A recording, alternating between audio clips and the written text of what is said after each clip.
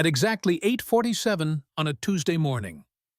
A pink eviction notice hit my chest like a punch.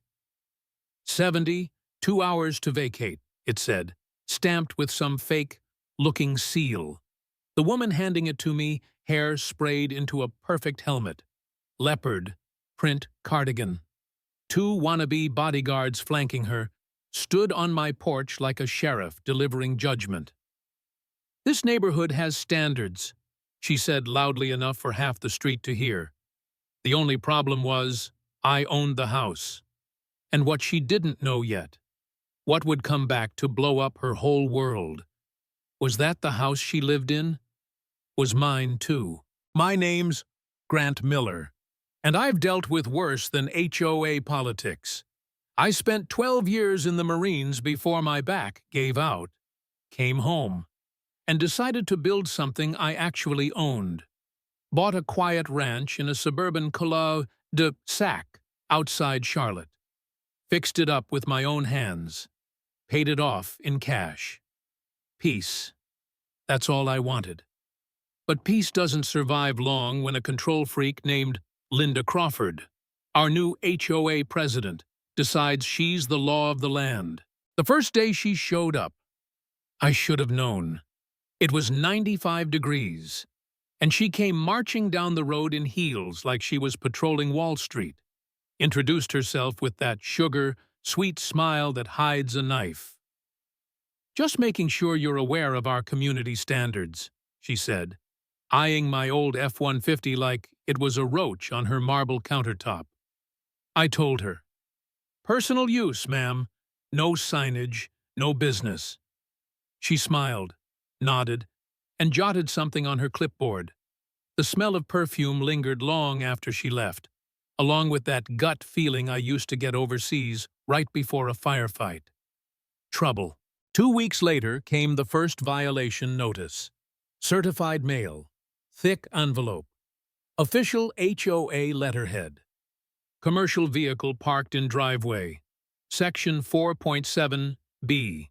10 days to comply or face fines. I reread the HOA rules. They only banned trucks over 1 ton or with business logos. Mine was neither. I even sent her photos, quotes from the document itself. Her reply? The violation stands. The board retains discretionary authority. Those 2 words, discretionary authority, they're poison. It means we can do whatever we want. So I showed up at this next HOA meeting expecting an actual board. Nope. Just Linda sitting alone behind a folding table, gavel in hand, like she'd been sworn in by God himself. "Where's the rest of the board?" I asked. "Temporarily vacant," she said with a grin. "I'm acting until we recruit qualified volunteers." That's HOA code for "I'm queen now." I presented my photos, explained the specs, the law. She didn't even glance at them. "Violation stands," she said, smacking the gavel. Meeting adjourned. That was the moment I realized she wasn't enforcing rules. She was enforcing control. After that, it snowballed every week. Another pink slip. Grass, half an inch too tall. Trash can visible too long. Front door color non-compliant, even though it matched the original paint. By October, her imaginary fines hit $2,000. My mailman started shaking his head when he saw me. "What did you do to tick off the HOA lady?" he joked. I smiled, but inside I was boiling, so I hired a lawyer. Sharp woman named Monica Reyes, who specialized in HOA disputes. Monica read through the stack and said, "You're right on every point, Grant, but fighting an HOA can cost you more than the fines." I told her, "I don't care. Bullies don't stop when you give in. They stop when you make them stop." That night, I went digging through North Carolina HOA statutes. There it was, 47 F3 1 and 18. Any property owner can demand to see HOA records, and if the board refuses, they're personally liable. So I sent Linda a certified letter demanding meeting minutes. Financials and violation logs. Her reply? Currently under audit, unavailable for 90 days. Sure, 90 days to cover your tracks. I made a simple post in the neighborhood Facebook group. Anyone else getting weird violations lately? 40 comments in 3 hours. One neighbor, Mrs. Atkins, 70-something, said Linda had cited her for weeds that were actually native flowers. Another family got fined for a kid's basketball hoop. Meanwhile, Linda's friends parked RVs on lawns for months without a word. That's when the pattern clicked. She wasn't enforcing rules. She was shaking people down, pushing them to sell, funneling those sales to her brother's flipping company. Classic corruption with a side of leopard print. By November, I stopped waiting. I gathered proof. IRS filings, bank records, property transfers, and right when I started connecting the dots, Linda showed up again with 2 cops and a fake eviction notice claiming I owed the HOA $1,200 in fines and had to leave within 72 hours. I laughed. "You can't evict a homeowner," I said. She smirked, said, "The lawyers will sort it out. You should start packing." I took a slow sip of coffee. "I'll take it under advisement," I said. Her face twitched. She didn't know I was 2 steps ahead. Monica looked at the paper and said, "Grant, this is fraud. She could be charged for impersonating legal authority." I told her, "Not yet. Let's see how far she'll go." So I posted the fake eviction notice online. It blew up. Dozens of comments. Half the neighborhood furious. That's when a guy named Doug, a retired electrician built like a bulldozer, messaged me privately. "Check the HOA financials. Something's off. We used to have funds for maintenance. Now we're broke." He was right. I found public tax filings showing $140,000 collected in dues, but $89,000 supposedly spent on landscaping. The real contractor only billed $31,000. The rest, gone. Paid to a shell company called Pine Ridge Property Solutions. Registered agent? Kevin Crawford, Linda's brother. My stomach turned. She was stealing from all of us. That night, I invited Doug and Mrs. Atkins to my kitchen table, spread out the records like war maps. "She's been siphoning HOA money," I said. "But we can stop her." Doug frowned. "How?" I slid 6 property deeds across the table. "Because I own 6 houses in this neighborhood, through my LLC." They stared at me, shocked. "That means I hold 6 votes in any board decision. And with 14 homeowner signatures, we can call a recall election." I already had a Viventin. Then Mrs. Atkins dropped the bomb. "You know she doesn't even own her house, right? She rents." I froze. "Where?" "Cypress Lane." I checked my records. 347 Cypress Lane, owned by my LLC, my tenant, Linda Crawford. I laughed so hard I nearly spilled my coffee. The HOA president trying to evict me lived in my property that night. Though, when the adrenaline wore off, doubt crept in. I sat alone staring at her lease.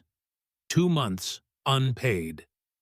Part of me thought, maybe I should just walk away. What's the point? She's relentless, connected, petty. Maybe peace isn't worth this constant fight. But then I remembered Mrs. Atkins clutching her pink violation notice with trembling hands, saying Linda was pressuring her to sell. I couldn't let that slide. If I gave up, she'd keep doing it to others. That was the switch. I wasn't fighting for me anymore. I was fighting for everyone she'd bullied. So I drafted a 10-day pay, or quit notice for Linda's address, but held it back. Timing mattered. The HOA was having an emergency meeting. Linda's big move to raise dues by 40% let her step onto her own trap. The meeting was packed, standing room only. Linda strutted to the front in her navy blazer, gavel in hand. "We must raise dues to defend against baseless lawsuits," she declared. Doug stood up. "Where's the budget?" she snapped. "Confidential." I rose slowly. "Actually, North Carolina law says members have the right to review financials. I have copies." I hooked my laptop to the TV and pulled up copies of the HOA checks, $89,000 to a fake company owned by her brother. Murmurs turned into gasps. Her face went pale. I said, "I move for a full audit and a recall vote." The room erupted. Cheers, applause, outrage. Linda slammed her gavel. "You're an outsider, a landlord. You don't even live here." I smiled. "You're right. I do own rentals here. 6 of them, and one happens to be your house." Silence. Every head turned to her. I held up the lease. "You've been renting from my company for 14 months. You're 3 months behind. And this afternoon, you were officially served a court summons for eviction." The room exploded, some laughing, others recording on their phones. Linda's mouth opened, but no sound came out. Her mascara started to run. Then she turned and bolted out the door. The vote went forward without her. 90 residents showed up, the biggest turnout in the HOA's history. Doug was elected president by a landslide. The first motion, refund all wrongful fines. The second, file a full audit and report to law enforcement. Both passed unanimously. I didn't need to gloat. Justice was already humming in the air. Linda moved out a month later. The deputy delivered the eviction papers, but she'd already packed. The house was trashed, holes in the drywall, carpet ruined. I kept her deposit, billed her for damages, and never heard from her again. The audit confirmed everything, $77,000 embezzled. Her brother's company forced to repay $40,000. She declared bankruptcy and disappeared. Some say she fled to Florida. Figures. Afterward. The neighborhood changed. The new board made everything transparent. Real minutes. Real accountability. Actual democracy. Dues dropped. Lawns looked better. People smiled again. No more pink slips. No more fear. I'd sit on my porch some evenings, watch kids play basketball on the driveway that used to be non-compliant, and just breathe, quietly proud, not because I won, but because decency did. Looking back, it wasn't about my truck or my fines or even the eviction notice. It was about standing up to someone who thought rules were weapons. I learned that peace doesn't come from keeping quiet. It comes from drawing a line and saying, "No more." Lesson. Sometimes the only way to stop a bully is to own the ground they're standing on.